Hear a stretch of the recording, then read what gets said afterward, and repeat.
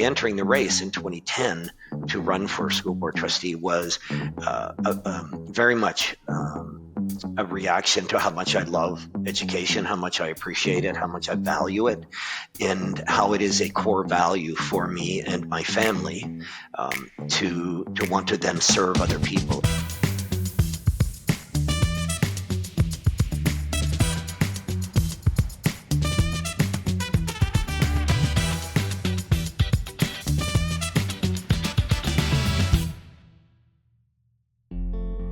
Welcome to another episode of the Education Matters podcast. This week, I'm talking to Stan Cameron. Stan brings a wealth of experience in education, public service, and community leadership to the podcast. Born in 1952 in Toronto, Ontario, Stan's career began in a somewhat unexpected place, working with young offenders in Ontario's correctional system. However, this early work seems to have laid the foundation for his transition into education. Over an impressive 37-year career at Centennial College teaching psychology, Stan has shaped the lives of countless students until his retirement in 2018. In 2010, Stan expanded his commitment to education by successfully running for school board trustee in Ontario. Now, in his 14th year as Caledon's public school trustee for the Peel District School Board, one of Canada's largest school boards, Stan continues to advocate tirelessly for students and their communities. With 4 consecutive election wins, some earning more votes than the actual mayor of Caledon, Stan exemplifies dedication to public service and education. Having grown up in poverty on Toronto's East End, Stan understands firsthand the enduring challenges poverty brings. And as you'll hear in this podcast, I think this experience fuels his lifelong commitment to serving others. Whether through decades of volunteering at the Bethel Hospice, his ongoing blood donations to Canadian Blood Services, his work as a professor, or his leadership as school board trustee, Stan truly embodies the belief that education can and does change lives. Simply put, Stan is one of the finest human beings I've ever had the pleasure of knowing, and I hope that sharing his story reminds the audience of the profound impact education and community service can have on others. In our conversation, we delve into topics such as the necessity of emotional intelligence in great educators, the joy of learning, active and play-based learning, the importance of community engagement, the fascinating story of spearheading the Caledon Garden Project with various community stakeholders, the role of school board trustees in advocating for constituents, the pride that great school leaders take in their work, the importance of mental health education, opportunities for families facing poverty, and other topics. Now, for my conversation with Stan Cameron. Welcome to the podcast. How are you, my friend? I'm well, Jason, and thank you for the invitation to do this. Well, it's actually my pleasure to have you here, Stan. We've known each other for a number of years in a few different roles for both of us in and along the education system. And I'm really excited to share your perspectives with the audience. At this stage, I would have given you a proper introduction, but can you perhaps update us into what keeps you busy these days? Yeah, thanks, Jason. And I think we've known each other for 10 years at least when I do my own calculations. So it's been a wonderful friendship, and thank you for that. The current status for me in the world of education is I am a school board trustee representing Caledon on the Peel District School Board. I'm sure for your listeners, they would know perhaps that Caledon is part of the Peel region, along with Brampton and Mississauga. I'm in my 14th year as a school board trustee for Caledon on the Peel Board, and so that takes me midpoint of my 4th term, because each term is 4 years. And so the first 3 years represented 12. Now I'm in the middle of the 4th term, so I'm at 14 years. And so the next election is October 26, 2026. So lots of thinking about what I might like to do next. But I can tell you that I really enjoy this role. It's a role that fits for me in terms of an ability to advocate for constituents, children, families, staff members at schools and in our board, in our community. That is a role that I take very seriously, and I really very much enjoy it. I think I've captured the essence of the job in a small town like Caledon, filled with small villages and hamlets and families that need help maneuvering a big system, very big system. So the Peel District School Board is the second largest school board in Canada, Toronto being first. And we serve over 150,000 children and their families, and in 260 schools, 261 when we count virtual schools, which we do have. And that's a lot of children to serve, and this year the 2024-2025 budget is $2,126,000,000, and the tall order is not only how to approve that budget, but also how to ensure that it is spent in the best way to serve the greatest number of students, families, staff members, and the communities. So I definitely want to get into that a little bit more, because I think from the outside looking in, it's a bit of a mystery to, that sounds like a massive number, right? I mean, it is a massive number, but from the outside looking in, I think there's a bit of mystery as to not only how that's spent, but why it doesn't feel like $2 billion goes a lot further. Now I know that includes the vast majority of that is like teacher salaries, custodial salaries, and all that I think is included in that. And I do want to dive into that. But before we get there, Stan, you are one of the few trustees that I've come across that also has a background in teaching. Can you give the audience a bit of an overview of your career?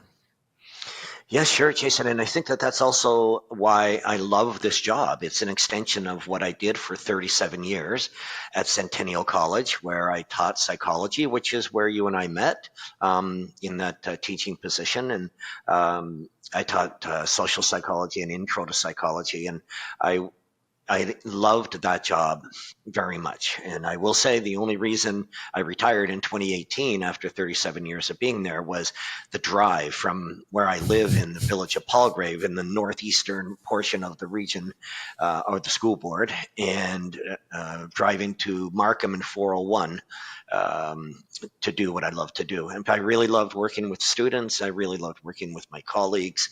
I just couldn't take the drive anymore.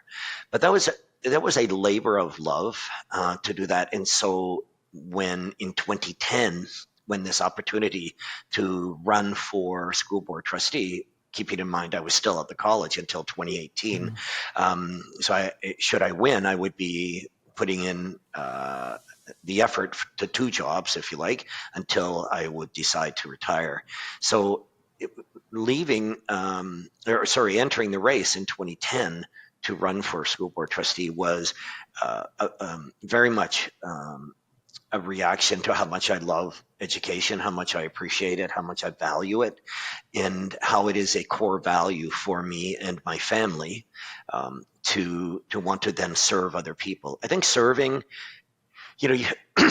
living a life of servitude has been very much a part of my daily life, and how I try to help people and use my positions to have a voice to help them. So 37 years at the college and now 14 years as a school board trustee with some time crossing over there has been, in my mind, the perfect extension for me. Can you give the audience a sense of where this passion for learning started? Where and when did you grow up? Yeah, what a great question. I think about that a lot myself, Jason. Where does that spark come from? How is it? What is it that helps keep it alive for me and burning so brightly? So I'm born and raised in the inner city in Toronto to a father who died at a very young age, and I was a very young age when he died as well. And my mother was very sick, and I have three sisters, and so the four of us, around the intersection of Queen and Pape in the east end of Toronto, it was a pretty rough go in terms of resources and support and help, without a lot of parental direction, we were pretty much left to figure out life on our own. And I would say, ultimately, all these years later, it was education that changed my life. So I went to elementary school and high school in Toronto. I went to Eastern High School of Commerce, which is closed now, but it was a big high school when I went there. And from there, I went to Centennial College to get a 2-year diploma in correctional work, which I really liked, working with young offenders and adult offenders, which I got a job right after graduated from the college. And I decided I really liked the job of recreation within the correctional system. It was a job I thought I could see myself doing. And so I went back to school and I got another 2-year diploma in recreation leadership. So now I had 2 diplomas, and along the way, the Ministry of Correctional Services, as it was known back then, and Centennial College had an agreement where they would second 2 employees. One would go from corrections to the college to teach for a 2-year period, and one would go from the college to the correctional system in Ontario to learn that system. And I competed for that job. I sort of had a real interest in training and helping other people learn about the job as it was. And I got the job. I got the 2-year secondment. And after that, I went to the college where I never looked back. The 2-year secondment was over, and I was literally about to hand in my keys and my passes and my filing cabinets. Back then, there were filing cabinets in offices. A lot of paper back then. A lot of paper back then. And my manager said, Stan, if you could just hold on to everything for a minute, there's about to be a job posted from HR that we think you might be interested in applying to.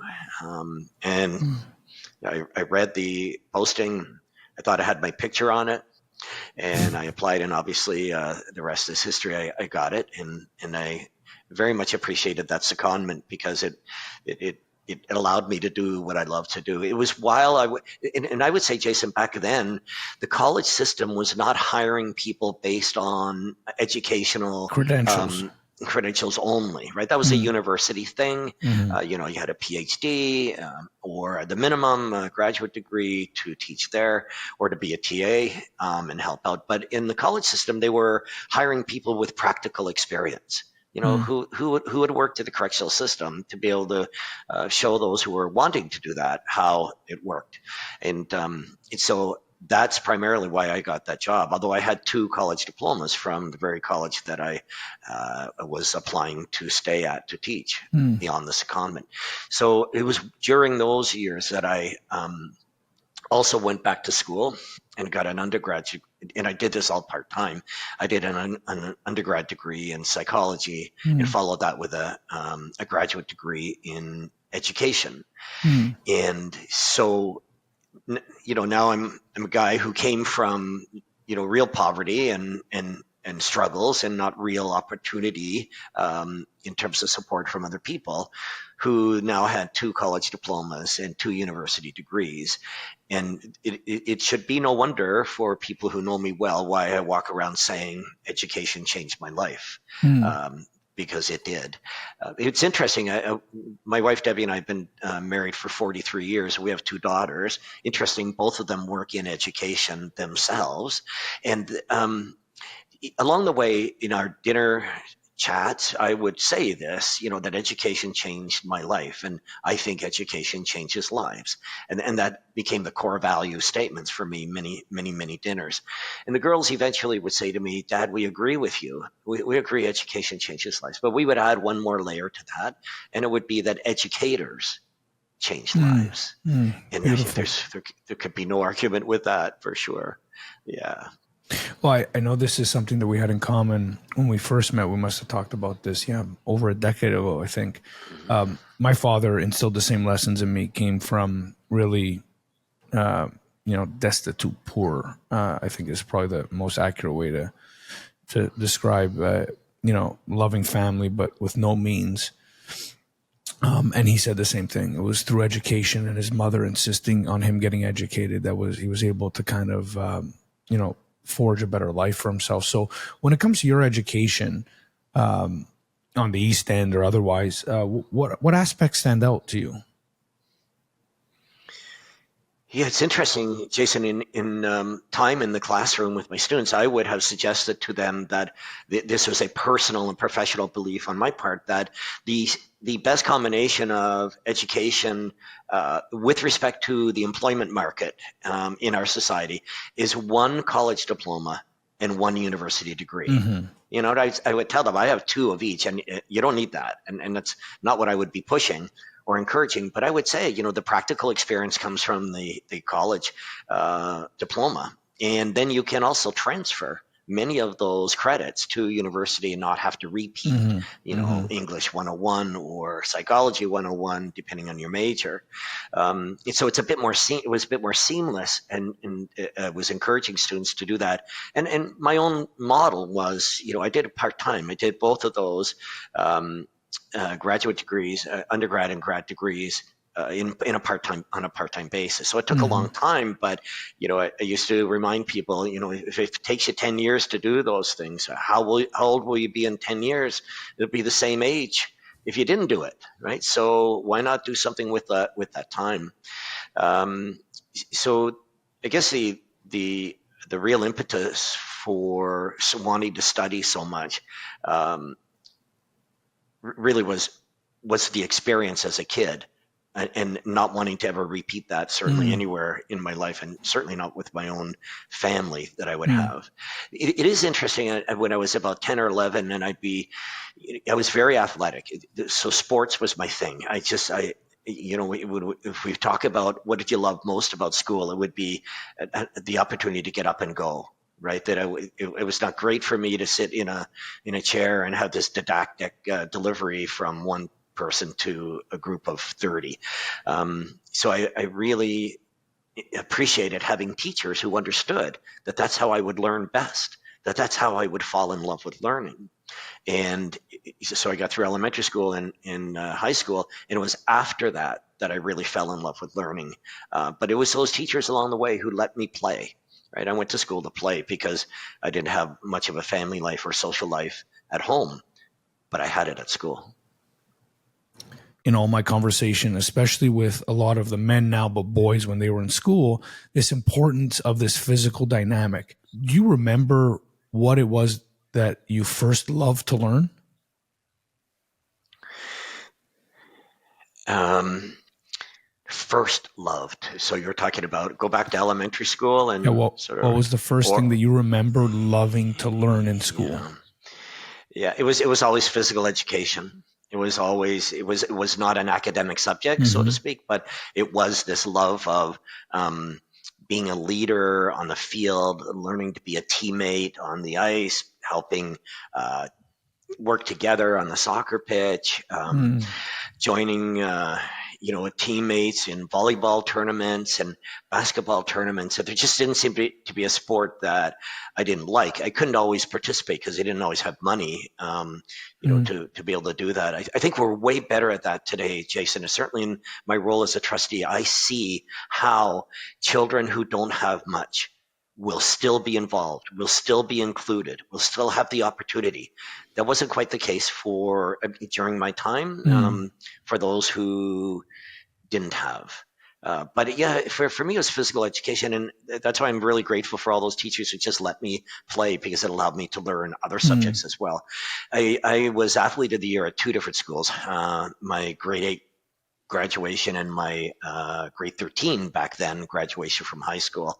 And, I'm sure my mother would have liked me to have some other uh, Awards. awards, but this was who I was at the time, and I used it in the most positive way. I mean, I didn't hang around at Queen and Pape and That's right. with other people in the streets. I was playing.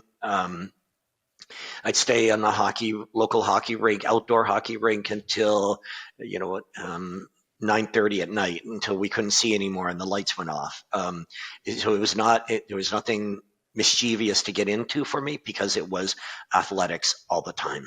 Hmm. Yeah. Yeah, and I'm going to do a show dedicated to that because I think I'd like to explore a little bit more as to what dynamics we have created now in the school system that allow boys and girls, of course, to explore this kind of intuitive physical learning. And I feel that there should be more opportunities. I don't feel, at least in my kids, what I see in my kids' school, that they're moving enough. Certainly more, and I think it's more. There's more opportunities than even when I went there. But it's, I think one of the things is super important. What areas did you study that most impacted how you think and how you've worked over the last, say, 37 years? What discipline, what studies impacted you most?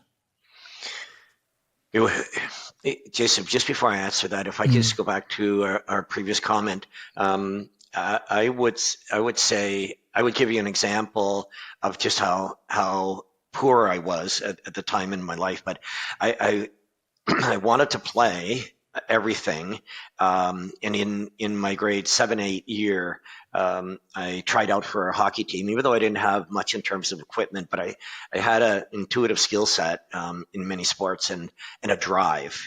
Just this inner energy to improve. So I made the junior hockey team. And back then, the junior and senior teams would go to play other schools, junior and senior teams on the same day, right? At the same park or at the same Mm. arena. And so as a junior, I didn't have all the equipment I needed to actually play. And so I had skates and I had a stick um, but I had to borrow most of the rest of it. And so I had a buddy who was on the senior team when I was a junior. So the seniors would play first, and I would wait in the dressing room for him to come off the ice at the end of their game, and I would borrow the rest of his equipment. So, in when I reflect on that, how embarrassing that was, and that Mm. had to look, and yet I didn't feel it. I just wanted to play. But when I think about, I was last on the ice, always had to wait for a whistle because I was waiting to change Getting into dressed. somebody else's sweaty equipment. Well, I would tell you today that would never happen Mm. in any of our schools in Peel. I'll speak proudly of that we have a foundation, for Mm. example, that raises money to help children. And each of our schools has an individual school budget, and they can reach out for help. Principals can reach out for help for families anonymously, so we don't have to embarrass anybody. Mm-hmm. Mm-hmm. But I feel proud that we don't do that to kids and families anymore, because not everybody has, right? We know not everybody has um, an equal amount, and we should try to equalize that as best we can.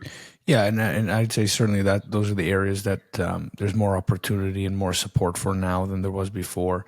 My comment was more around the amount of physical activity Yeah. and not even like phys ed classes proper, which I do believe they could have and should have once a day, not a few times a week, which I think is the standard. But even play-based learning, like you mentioned earlier, and I know that's part of the early curriculum, and Right. thankfully so, increasingly so. But I think throughout, and I've interviewed already some guests that have talked about some of the work they do in those areas. So, part of the podcast is to explore these areas that that could be enhanced in the school system. Right, Jason, we would know that Howard Gardner's research on multiple ways of learning, Mm. one of those is tactile, right? It's not reading a textbook and spitting back the facts and Hmm. information. It's about getting up, moving. It's about putting your hands on things, taking a computer apart, taking the engine of a car apart, putting it back together, repairing things, but also being active.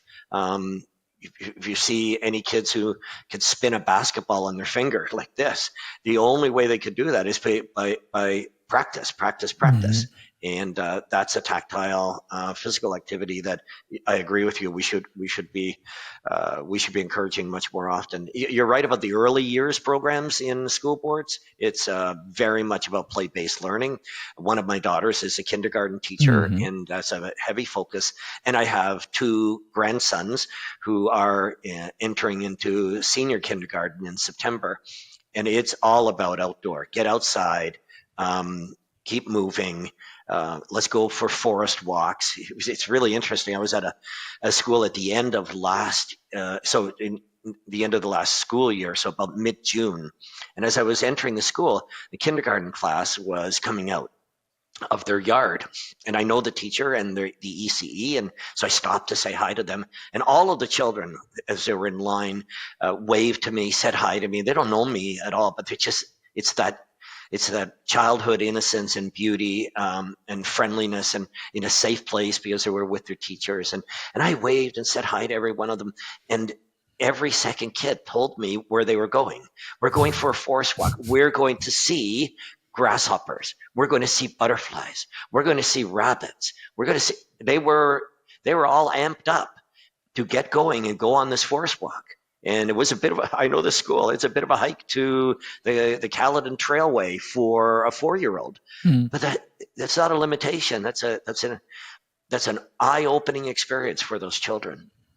That's wonderful. So, On that note, can you describe some of the most inspiring things you've seen, either as an educator or as a trustee?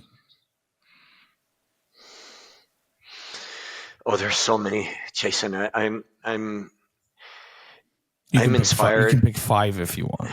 Okay, so in um, one of them is the emotional intelligence I see in our leaders now in our schools. They bring it to the school, they bring it to their staff, and the staff bring it to the children in the school and the families in the schools. And so what I talk about empathy. I'm talking about people really being able to understand what others are going through, and if they need help, how we can get them that support. But I was at a school in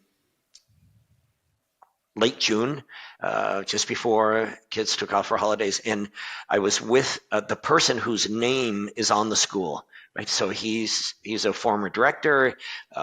He wanted to come and say thank you to the school and wish everybody a wonderful summer, and he invited me to come with him for the visit. So I went, and at the end of the day, the children were lined up in the hall waiting for the bell to ring for the end of the day so they could go out.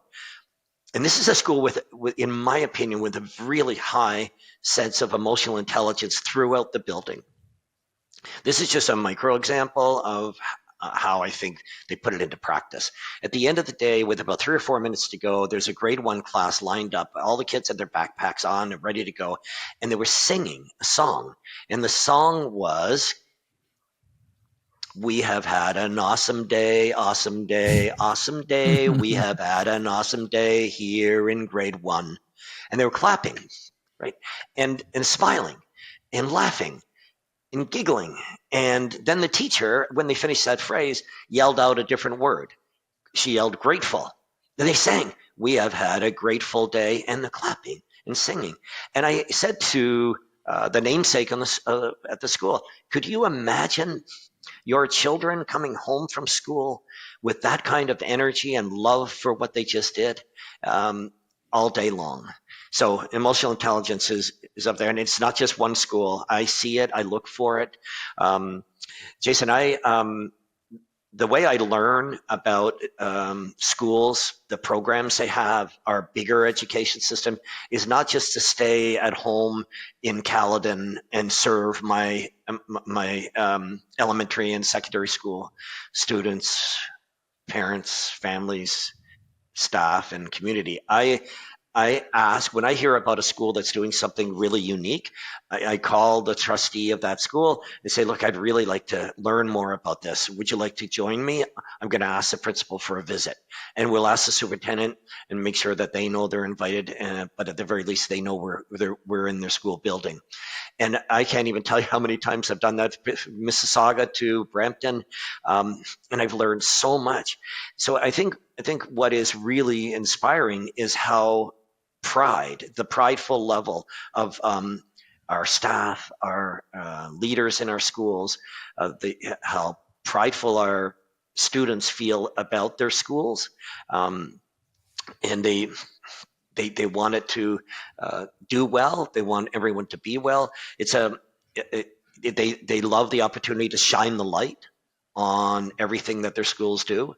So I think pride is a really big thing. It's a really important thing. I was at a school in Brampton recently, and the principal walked me outside for nutrition break. It's not a lot of words like recess. That's a sort of a generational term, I think. But they were out for a nutrition break, and there were 700 kids in the schoolyard, and the energy was unbelievably positive. There were children helping each other. The principal called over a group of boys, and they're the leaders of some club at the school. And he asked them to share with me what the club is about and what their roles are. The pride those young guys shared with me was just it was almost touchable. And then he called a group of girls over who are in charge and responsible for another club at the school. And the same thing happened. It was like over and they don't know me. They just, the principal just introduces me as Trustee Cameron from Caladen, who came to learn a bit about our school. And then, and then it opens the floodgate for the super positive energy to shine the light on their school, which I love to do as well. I will say that I spend a lot of time in local and provincial media. There are Public School Board Association produces a media report every day, and they will print links to the stories that are happening in schools if they're covered by the local media first. And when I see it covered, I send it right to the provincial body. And now everyone in the province can read about Caledon's public school vegetable gardens, or a new set of stoplights we managed to maneuver with consultation with the town and the region appeal. It's right outside our school, all in the name of safety. Every article that gets printed in local media, I make sure that we use that in a positive way to shine the light on our schools, our students, families, and staff. I think I think those would be my top three, Jason. If I got three there, about how inspiring people are. I feel energized every time I go to a school. A school in Mississauga, teacher librarian, heard about vegetable gardens. It's just for your audience. This is our second year of putting a vegetable garden on every school site in Caladen, every public school site in Caladen, and so that has grown, so to speak, really quite broadly into a project that is super positive. Children are outside. Speaking of being outside, they get to plant the seeds. All the seeds and seedlings are donated for free by local businesses. Parent council have been agreeable to purchase the organic soil. Home Hardware, Home Depot donated all of the lumber we needed to build 16 raised gardens. And then I had all of that lumber delivered to 2 high schools who have construction tech programs, and the students and teachers there they built those raised gardens. And then the field board custodians came and picked up all of the raised gardens and delivered them to the schools that were in need of them. That's what we call community engagement extraordinaire. Right. I think that's also what really inspires me. Well, Stan, let's get into this Caledon Garden project, because it's a great example to me of where there's a will, there's a way. This project, and I want, please take your time to describe it in further detail, is, I think, really relevant for people to hear, because this is not part of the Ontario curriculum. This is not part of the everyday duties of your teachers, of your custodians, of your principals, of you as the trustee. And yet, here we are. We're going into year 3. We're going into year 2, and every school has got a garden. Can you tell the audience how you, and I know you, it's not just you, it's a group of leaders. Can you describe how you did something that from the outside looking in just seems like you have to go through so much red tape, so much, so many things that would prevent such a great project from happening. And yet here we are with you having this really successful undertaking for the whole community. Yeah, thank you, Jason. I know I've shared it so pridefully with you every step of the way. The interesting, you really touched on something really quite intuitive of you. But when I was elected in 2010, I got an immediate phone call from a mom in my village in Palgrave, who's also excuse me, an outdoor education teacher with the TDSB, with Toronto District School Board. And she said, Stan, I know you love gardening. I know that's a big thing for you and your family, but I want you to, if you get a chance, go to this school in Scarborough. It's a high school. It's a huge high school. And she told me the name of the school. And she said, it's got a massive vegetable garden in the middle of their high school property. I said, what? So still teaching at the college in 2010, that school, turns out it was not far from my campus in Markham to 401. So I called the principal and I introduced myself and asked if I could have a visit to see what their vegetable garden was like. And so it was I think early September when I actually got the appointment to visit, and it was just a remarkable experience, and it inspired me to run with this in my own role. But the principal took me to the woodworking shop, and she said, you see, here's the teacher and here are the students. These are the people who built the frame, the box, the big box that we're going to see outside in a few minutes. Not just a little raised garden. This was big. This was lots of lumber all around. And she said the next stop we went to was the horticultural program at the school. And they were, she said, here's the teacher and here are the students who planted all of those plants back in June. And they've been caring for them. And soon they're going to harvest everything here.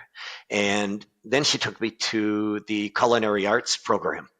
And she said, you see this teacher and these students, these are the ones that take the harvest and do something with it here in the kitchen. And they make pies out of things and they sell them. And then they give the money to the food bank in Toronto. They sell all the fresh veggies to anybody who wants to buy them, and they give that money to the food bank. So the circle was really complete around let's help kids get outside. Let's help them. Let's show them how to put a seed in the ground, nurture that real seed. Community engagement, right? Like wall to wall, ceiling to floor, however you want to say it. Community engagement. Yeah, totally. And so. Then she took me to lunch at the school and she said, how are you enjoying the vegetable soup? And the story was the kids in the kitchen made that vegetable soup from the vegetables that came from that garden. And it was an eye opener. And I was really glad that mom and that teacher from outdoor ed in Toronto made that call to me. So, Jason, this is where your earlier comment about, you can bump into obstacles with an idea like this that isn't. There is some connection with curriculum, and teachers and principals have been really good at linking it. Mm-hmm. But what I did was I went then a couple of years later to each of the principals in my schools, and I told them this idea, and I asked, "Can we do this here?" And to a principal, they told me no. And the reason they were saying no is because your growing season, Stan, is our holiday season. Right. Now, nowhere, and maybe I didn't do a good job of explaining how we were going to take care of it in the summer, but I certainly wasn't going to ask teachers to give up their summer to come and take care of the garden. Their summer's their summer. Um, and so I bumped into the resistance in a way that I was unable to recover from in the immediate, because if I had gone somewhere else to seek permission, I would have been seen as the little kid who got a no answer from mommy, so he runs to daddy. And so Sometimes that I didn't. strategy works. So I didn't want to do that. I still had Right. my professional relationships to maintain, right? So then we hit COVID, and I will tell you that I really believe COVID has helped our program, because parents want their children to be outside, and planting, weeding, watering your garden is outside work, and it's teamwork. So after COVID, we had a change in leadership, and we also had a change in principalships at all of our schools, people moving about or retiring. And we had a new director. In my introduction with the director, she shared with me some of her hobbies and interests, and one of them was growing a large-scale garden. And I said, well, voila, here's the support system I'm going to need to do this. And I asked her about this idea, and I said, I would like to introduce this to all of our schools, but I would need to know that the top of the organization is behind me with this. Will you support this idea? Because then I need you to tell the associate director in charge of facilities, who would then tell the superintendent of the Caladen schools, who would then tell the principals and the vice principals of each school that we have the director on board with this project. And she was all over that. She said, Stan, go make it happen. You have Stan, my blessing. Who was this? It's Rashmi Swaroop. Yeah, Rashmi Swaroop is our director right now. Yeah, is a director now, and I think she's coming up on 5 years. Yeah, and she's amazing. Stan, if I could just interrupt the story briefly, we're going to continue the story because I think it's really important to hear how you got such a I don't want to say complicated, but let's call it complex program off the ground. But I do want to ask, because you mentioned Rashmi and the support she gave you. What kind of qualities do you admire? Because she's obviously not the first director you've worked with in your 14 years. What qualities do you most admire in really great directors of education? Yeah, because directors of education historically have been teachers originally, and move through the system maybe to become, teacher lead, vice principal, principal, then maybe associate director or a controller, and then move into the big position. And Jason, interesting, I'm not sure if your listeners would know this, but the director is the boss, if you like, the supervisor of all the employees in your school board. Of course, they do that with a cascading effect of associate directors break down to handle a number of people, and superintendents are in charge. It's just a different title in some other jurisdictions. Other jurisdictions would recognize the director as the superintendent of the district. So in Ontario and a few other provinces is director. Right. So but however, the director has one supervisor as well. And it's the board of trustees. So we are a board of 12 members. The 12 of us are the boss, if you like, of the director. So that working relationship is really important. So I would tell you that I have seen the directors I have seen who have been the very best to work with, because they're the operational side of a school board. We are the governance side, and we have to try to stay in our lane around responsibilities. But it's empathy. It is the single biggest quality I have learned to appreciate from directors I have worked with. When they have high degree of empathy, that emotional intelligence as well, they have an ability to recognize what families are going through, maybe what trustees are going through, maybe what limited budget does to people. Hmm. And they have the strategic know-how in many cases on how to address some of those overarching concerns. I really have learned to appreciate that. I mean, these are knowledgeable people. They are great problem solvers. Um, but it's their empathy that allows them to be so connected with so many people that they have to work with. Wonderful, wonderful. Thank you for that brief detour, Stan. So, Rashmi supports your project. She's passionate about it. From my understanding, she helps sort of just coalesce the idea across the system, right? In particular, in Caledon, Right. and maybe pick it up from there. So then, where do you go to actually like get shovels in the ground, get parents on board, get kids working? What does that look like? Yeah. So the manager of sustainability programs at our board came to me last year, at the end of last year, and said, Stan, no, in my 14 years in this position, I have never seen a project that has involved so many different parts of our system. So you have the custodians who are helping to fill the rain barrels. You have a feed and farm operation that's giving you, because I know these folks and known them for many years, uh, giving us all the seedlings and seeds that we need for each school. Whatever we need, they would give it to us for free. And really, that first year, Jason, I was making sure that there was no cost because we had no budget, and Can I you didn't give a want shout out to anyone to these? say, Can you give a shout out "Sorry." to these people, Frank? Yes, yes, Stan, sure. So because frankly, absolutely, they Davis. deserve some recognition. Yeah, the Davis family operates Davis Feed and Farm in Caledon East, and they were, I went to talk to them because I've known the family since 1975, and I went to talk to them and I said, look, we're going to do this project. Can you help us in some way? And they said, just tell us what you need, and we will order it for you, and no charge. We're happy to support this. This is the life we live in the world of farming. And then all the schools came on board, and I went back to Davis Feed and Farm and said, when I talked to you, I didn't actually have a number of schools, and now I have the number. It's every school in Caledon. That's 16, two secondary schools and 14 elementary schools. They all are on board now. I don't want to push my luck here, but if there's a gap between what you thought you could give to us and what we would need, I'll fill in the gap. Just tell me if you have an upper limit.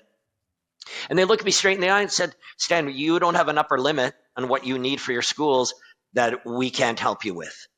I was like, that was a start of I'm I'm I'm not meeting anyone who will say no.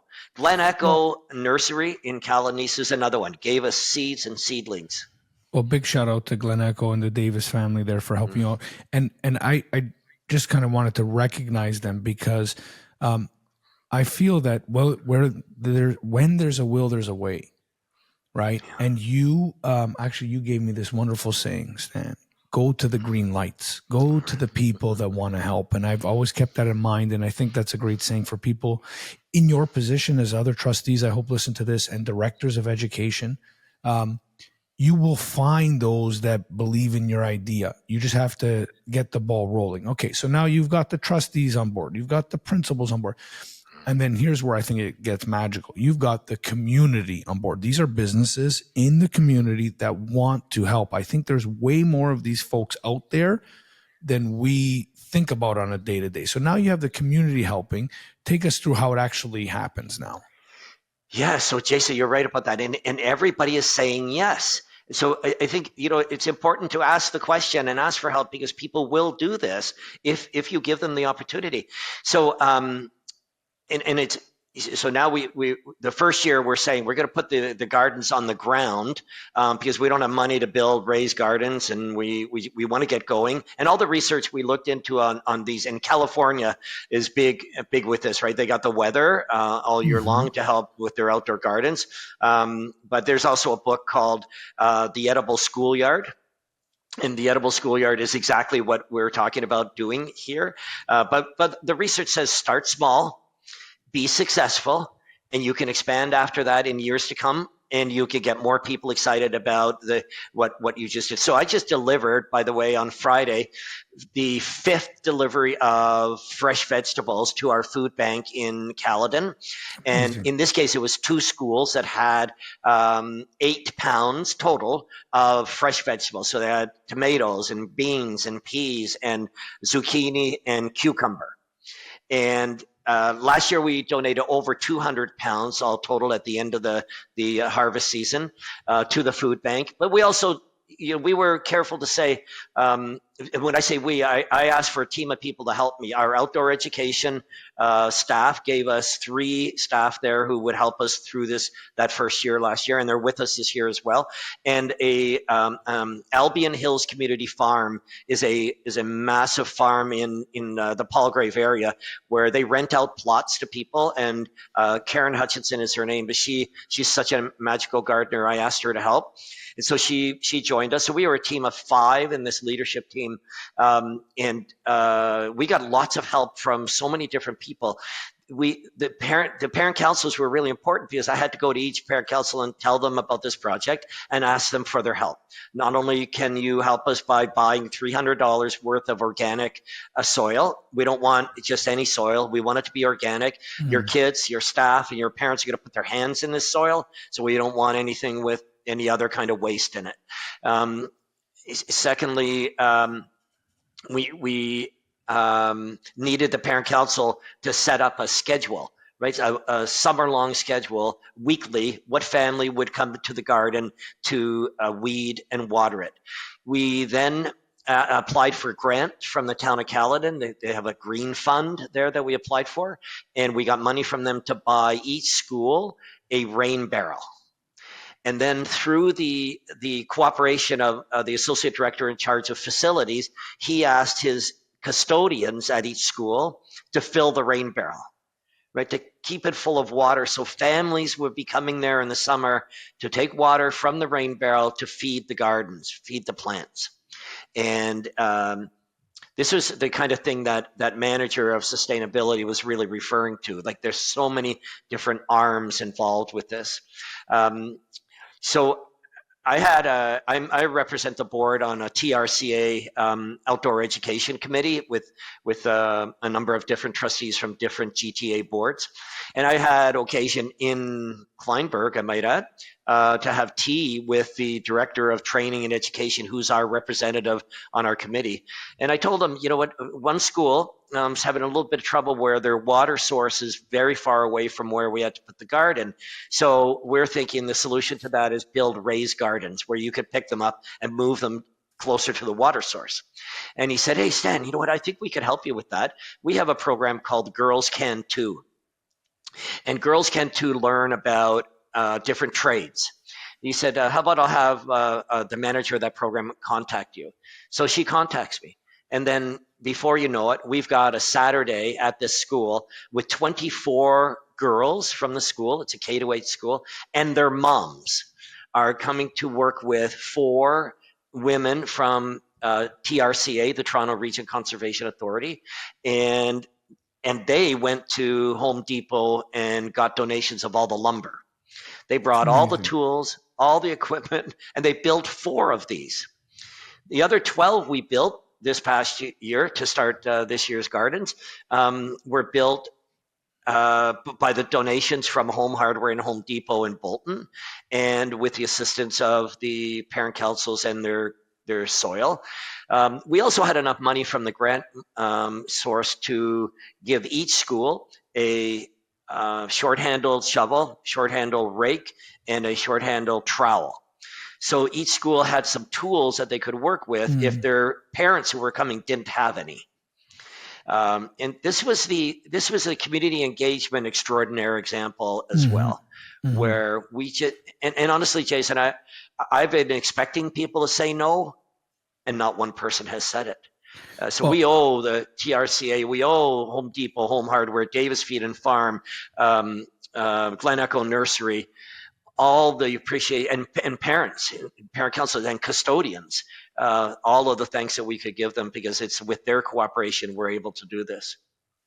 Well, I Thank you for sharing that, Stan. I love it as a story because I think there's so much that we can be doing by using the school or school system as the locale of community engagement.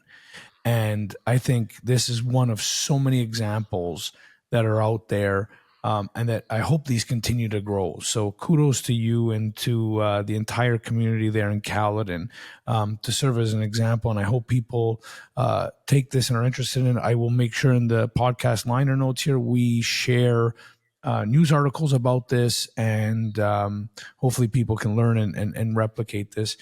We are getting close to time, and I do want to ask you a couple questions because, again, your very unique perspective as an educator, as an administrator. If you look forward, say, I don't know, 20 years out into the future of education, 30 years out, what does it look like to you? Yeah, the the um, the crystal ball look. Yeah. Well, I see learning to be very different in 20 years, not unlike 20 years ago. It was different then than it is today. One of the things I read an amazing article by Lee Schulman, who's a psychology professor at Stanford University. And the title of the article is Toward a Pedagogy of Substance. And he would say the best teachers in the world today, and I want to say that this will still apply in 20 years, in my opinion. The best teachers in the world today do or are these three things. They care deeply about the students that they teach. They are subject knowledge experts, and they know how to stand and deliver. Reference to a movie, to stand and deliver to the students of the day. So when you were in school, you learned a certain way, and teachers taught a particular way, as it was for me. Students today learn in a very different way than we did. And I see in 20 years' time them learning in a different way where the best teachers of the day in 20 years will know how to do that. And it will not be this didactic, sit down, listen to me, take notes as I speak to you. It won't be this lecture at any level. It will be a very active form of learning. I think we will have progressed to recognize. It's very interesting, Jason, at the college, I would take a long walk down a long corridor at our campus to get to my office, and I could hear noise coming from a classroom. And I would say to myself intuitively, that's an early childhood education classroom. Excuse me, because there are no tables, no chairs. Everything's moved back. The students are all sitting on the floor, or they're standing up, presenting, or they're acting, or they're very involved physically. Now that's the nature of their program that they're learning about. But I think for every subject, it is going to be like that. If you're learning geography or history or math, that there are ways to do this in a much more active than what we've been through here. And I think the more we lean on that emotional intelligence piece, and the more empathy our staff have for children and their struggles and their issues and their families, the more we will have children who will be more successful as learners. That's a big focus for me, Jason. I ask, and some of my colleagues are really, really super good at this in our meetings. We ask the question, how does this affect student learning? What we're talking about. If it doesn't affect student learning, can we bring it back? So subjects might look like this, but we need to narrow it to student success, student academic achievement. That's our responsibility to do that, including when we approve a budget of $2,126,000,000. Well, so I asked you the crystal ball question. Now, if say money was an issue, and you had a magic wand and could do anything to solidify the gains in education or to improve education 50 years out from now, What would you do? So the focus would still be on student success. And for me, subjects, areas, not subjects, but areas of challenges for our children and our families and our staff around mental health would take priority. That we would put more money into helping everybody cope and deal with some of the trauma they have experienced in their lives and some of the effects of experiences they've had in their lives. I would see us being better at being able to help people actually be successful, as more successful, without those struggles getting in their way. Yeah, that's a Uh, 50 years out. I know. That's a great question, but it's a tough one to put a finger on. Well, I think you did. That was a great answer. So, Stan, to wrap up, you've always recommended, and already on this podcast, you've given me several things that I've got to go read. But for the audience, a book, a podcast, a movie, Yeah, an album. What would you recommend? What would you yeah. recommend for our I love our this. audience? Love this. Love this, Jason. Love this. Because these are teachable moments, right? We get to share it with many, many more people. And I know you never will forget this, but run to the green light. There's no book called this. There's no audio pitch. It's a phenomena that we ourselves within us can figure out. Run to the green light. Run to those people who will help you, and stay away from those people who are red lights. And part of it is learning who is which, right? Which one is a red light? And I know the green lights. Um, I learned it in the correctional system. I learned it at the college, and I learned how to put it in place in a big school board. So, to answer your question, Dr. Gabor Mate, Mm, he's a prolific writer, incredible experience. He wrote a book that's titled When the Body Says No.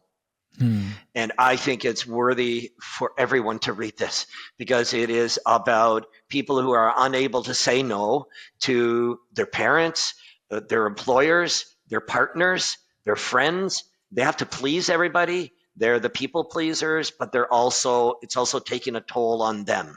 mm, And When the Body Says No is an incredible book about examples in hospitals where Gabor Mate was introduced to patients who had physical symptoms, but doctors were unable through tests to find the source of that. Then mm, he as a psychiatrist would do the interviews and realize, oh yeah, you've been unable to say no to your mother even as an adult, um, because you do not want to disappoint her ever. So When the Body Says No is a great one. I Mark Bezos is a not a common name that people would know. He didn't write a book, but he did a TED Talk. And it is a prolific TED Talk in my mind. I share it with lots of people who want to be volunteers or thinking about volunteering, because that's been a big part of my life. I'm a hospice volunteer. I was a big brother. I was a minor hockey coach, a home James driver in my community, helping people get home safely when they should not put the key in the ignition of their car. But Mark Bezos did this TED Talk. It's titled "A Life Lesson from a Volunteer Firefighter," and mm, one of his final words on the TED Talk is, "If you have something to give it now. Well, don't wait. mm. Help other people where you can." But it's really funny. It's a very humorous presentation. And the third thing I would suggest was, in my world of hospice care as a volunteer, and I'm in my 11th year now at Bethel Hospice in Caledon. He wrote a book called The Four Things That Matter Most. And Dr. Bayok is a uh, palliative care expert who says, while you have a chance to reconcile these four things with the people in your life, you should take it. You should do it, because if you get to a situation where you haven't done that, but you needed to or you wanted to, and now you can't because they're gone, it's a much, much more difficult adjustment period and coping period and grieving period for us. And these are the four things. I forgive you. Please forgive me. Thank you. And I love you. And he said, you know, it's the time to talk about true feelings and an appreciation for the one you love who may be leaving soon. So it's Dr. Ira Byock would say, if you don't do those things and when you needed to, and then you miss that opportunity, it will be much difficult. He also would say maybe the first two things aren't needed. Maybe you're in a family relationship where you don't need to forgive each other for anything, but the last two, thank you and I love you, are universal for all of us. Beautiful, beautiful, beautiful. As always, Stan, I couldn't think of a better way to end the podcast other than thanking you not only for your friendship, but your mentorship and always learning from you. And I hope and I'm certain our guests will, and the audience will learn from you too. So thank you, Stan. Yeah, it's my turn to thank you, Jason, for your friendship, your leadership, and your mentorship. And I learn something from you every time we meet. We go for a walk, have a cup of tea. I think you're a genuine soul. You're very caring. And I think this is a great, great project for you because you're a deep thinker, man. And you think deeply about questions that you could ask people that could help others. Thank you, sir. So thank you. Yeah, all the best, Jason. Take care. Okay, buddy. Thank you. This podcast is recorded on the Territory and Treaty 13 lands of the Mississaugas of the Credit First Nation and on the traditional territory of the Huron-Wendat and the Haudenosaunee. The show is edited and produced by the marvelous and talented Andrew Mastroianni. If you like what you're hearing, make sure you subscribe to us on Spotify or wherever you listen to your podcast. Until next time, remember, there's absolutely no inevitability as long as there's a willingness to contemplate what's happening. I'm your host, Jason Buccheri. Until next time.